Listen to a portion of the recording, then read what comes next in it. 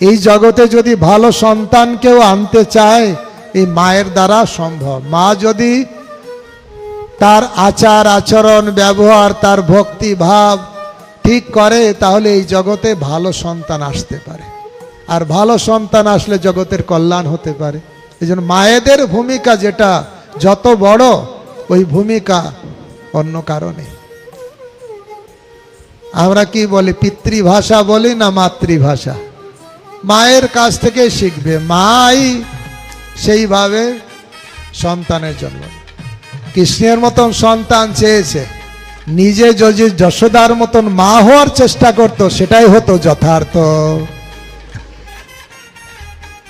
সন্তান চাই কৃষ্ণের মতন, কিন্তু যশোদার মতন দেবকীর মতন কেউ মায়ের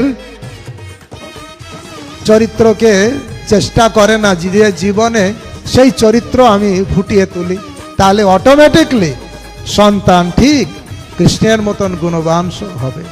তাই মায়েদের পজিশন সব থেকে উপরে।